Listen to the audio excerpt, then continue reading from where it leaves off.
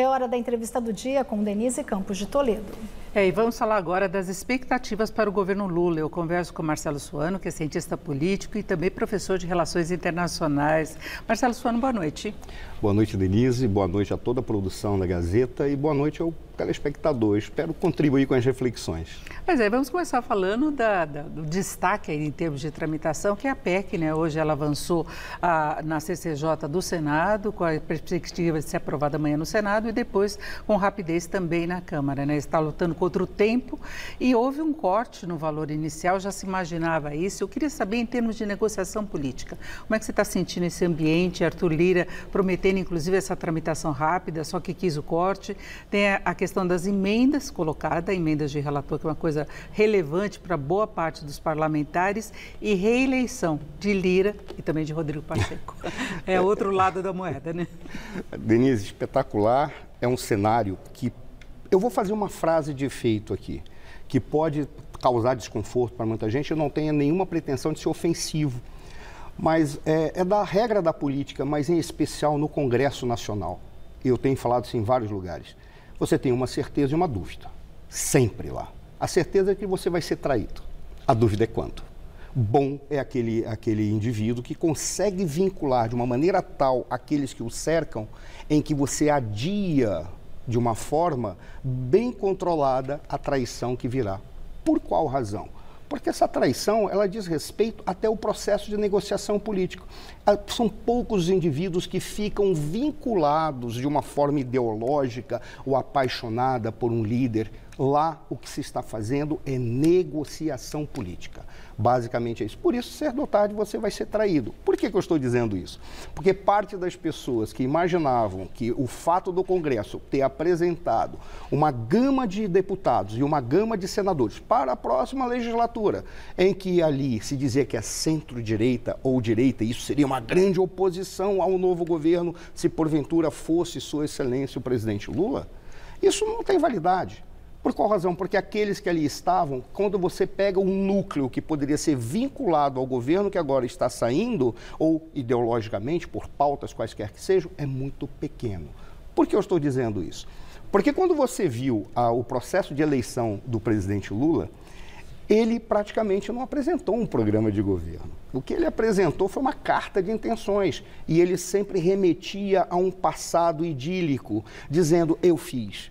Independentemente das críticas que o Ciro Gomes fazia a ele. Dizendo, e ele continua fazendo isso em relação à responsabilidade fiscal. Sim, e agora só que tem o detalhe. Ele fez uma coligação, ele não fez uma coalizão, para derrotar um adversário comum. Nessa coligação tem indivíduos com demandas as mais variadas possíveis, e essas demandas estão representadas no Congresso por personalidades que lá estão, por partidos, por grupos e por ideologias. Qual é a lógica? Veja, olha como ele sabe o que ele está fazendo e eles têm muita clareza em relação a isso. Ele diz, eu não vou anunciar o meu ministério, só vou anunciar o ministério depois da PEC da transição. Ora, se passar essa PEC da transição, eu anuncio o ministério. Por quê? Porque ele está negociando o cargo já. As pessoas vão dizer, isso é mau caratismo, isso está errado. Não, é o sistema. Governabilidade? É governabilidade. Tem um termo chique, um termo elegante, que é governabilidade.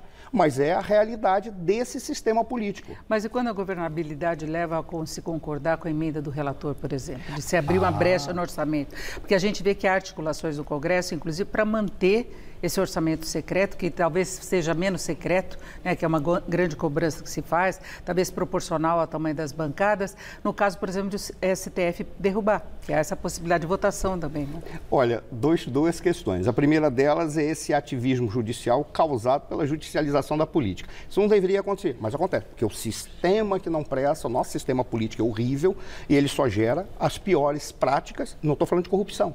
Estou falando apenas de indivíduos que estarem tentando sobreviver. Esse é o primeiro ponto. Quando você teve o orçamento secreto, o que era o orçamento secreto na realidade? O orçamento secreto foi uma tentativa de sobrevivência do Congresso quando o Bolsonaro tentou dizer que não ia negociar individualmente, ele ia negociar apenas com frentes. Aí eles perceberam, peraí, a gente dança, porque na hora que vier o orçamento, tem o orçamento da parte em abril, tem a parte em agosto. Você tem a LDO e tem a LOA. No momento em que você vai negociar, individualmente, os indivíduos vão perder espaço, que foi que eles fizeram. Primeiro, quando você analisa o processo de construção de um orçamento no Congresso Nacional, ele foi evoluindo ao longo do tempo a partir de uma concepção bonita, que o Legislativo tem que controlar o Executivo naquilo que ele tem. Né, naquilo que ele tem de essencial, que é o uso dos recursos públicos. Só que se percebeu que já existia a emenda parlamentar, que por ser algo que produzia só negociatas, não produzia negociação. Aí eles criam o impositivo. Quando ele chega o impositivo, diz tudo bem, o impositivo obriga que certa quantia vá para determinados segmentos. Aí o Bolsonaro vem com uma novidade, eu não quero negociar individualmente. Eles ficaram soltos. Cria-se a emenda de relator, onde o relator não precisava fazer descrições exageradas. Mas na ponta você saberia quem era. Aí vira o orçamento secreto. Chamam de orçamento secreto. Aí o que se faz? Ora, vamos acabar com o orçamento secreto, porque tem que ter transparência. É um princípio da Constituição, é um princípio do Estado Democrático de Direito. Tem que ter transparência em tudo aquilo que é público. Agora o novo governo não pode ficar refém dessas negociações anualmente? Eu vou te dizer o seguinte, depende da habilidade política de negociação de cada governo. O governo Bolsonaro tinha menos, esse governo terá mais. Quando eu falei daquela coligação que foi construída para derrotar o adversário, agora estão tentando buscar negociações para produzir a governabilidade. O que mostra o quê? Que este governo que está entrando, ele tem maior capacidade de negociação e ele não tem firulas ideológicas para negociar, ao contrário do que as pessoas falam. Não tem firula ideológica. Ele vai negociar aquilo que for necessário. Ponto final. Basta que se veja a PEC da transição. O que é a PEC da transição, afinal de contas? É simplesmente chegar e botar claro para a sociedade tudo aquilo que eu prometi não tem como fazer com o teto que nós temos e com o orçamento que nós temos, porque eu prometi tudo para todo mundo. Se eu não cumprir, eu caio, então eu tenho que cumprir, mas não tem dinheiro. Como é que a gente faz isso? Rompe o teto fiscal. Se eu romper um teto fiscal, eu recebo o impeachment, que é o sonho da vice-presidência da República. Não estou dizendo que o Alckmin quer isso, mas o sonho da vice-presidência da República, o impeachment por questão de responsabilidade. Também, né? De opositores. Aí o que ele faz? Então vamos fazer o seguinte, vamos romper o teto. Como é que a gente rompe o teto? São quatro PECs, né? Tem a 31, a 32, a 34. Aquela que pareceu menos ruim é a 32. Por isso que está sendo votada a 32, que é do Marcelo Castro. E que também é o relator do orçamento. Aí quando você olha, diz qual é a lógica? Eles precisam tirar dinheiro de algum lugar porque eles vão ter que criar espaços para alocar todos os recursos que são necessários para dar conta dessa coligação que foi feita. Agora, você falou dessa questão de negociação dos ministérios. Já tinha uma frente de apoio ao Lula no segundo turno, agora está essa negociação para ampliação da base de apoio, até pensando em pautas futuras, não só na PEC. A partir dessas negociações, dá para se definir a cara do governo, porque Lula tem promessas nas várias áreas, né, em questão de saúde, de educação, do meio ambiente, tem compromissos internacionais, tem a economia, que ele promete repetir a responsabilidade, talvez, do primeiro mandato, e por enquanto ele não mostrou o jogo completamente, fala no nome de Haddad que não atende à expectativa nesse sentido, né, pelo menos por enquanto, é aguardar secretariado, mas fica com a cara que Lula quer dar? Olha, primeiro, o Ministério vai ser composto depois que tudo estiver totalmente configurado nessa PEC. Eles têm que saber qual é o dinheiro que tem de sobra para tentar verificar como é que vão ser construídos os ministérios.